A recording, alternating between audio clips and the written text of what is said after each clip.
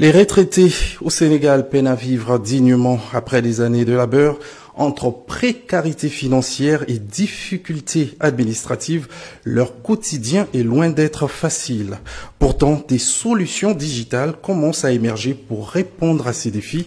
Un reportage de notre correspondant à Dakar, Régis Moukila. Il a servi le pays pendant plus de 40 ans. Aujourd'hui, à la retraite, cet octogénaire peine à satisfaire ses besoins essentiels, notamment se nourrir et surtout se soigner. Il appelle à une révalorisation des pensions de retraite.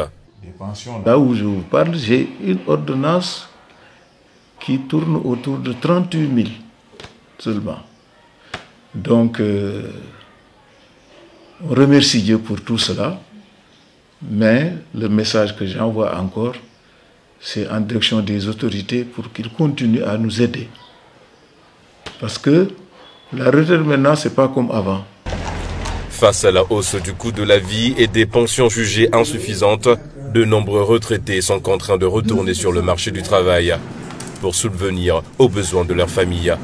Les pensions ne font pas forcément l'affaire parce que c'est des maigres pensions versées tous les 2 mois, si c'est la fonction publique tous les mois. Et c'est une situation qui est assez difficile, mais qui pousse ces personnes à vouloir se maintenir dans le marché de l'emploi, à vouloir maintenir une activité économique. Et donc, parce que c'est des personnes aussi qui, au lieu d'être forcément prises en charge, prennent en charge. Ça va, La vie de ces anciens professionnels est également marquée par le côté inaccessible de certains documents administratifs. Une problématique à laquelle des startups s'attaquent en proposant une application dédiée. Le client pourra directement faire ses cotisations via l'application, payer via l'application sans avoir à se déplacer. Mais ce qui est plus intéressant par ailleurs, c'est que le client pourra retrouver dans son application l'historique de ses opérations et télécharger aussi toutes les factures des différents paiements. Donc il aura la possibilité de voir comment son épargne évolue.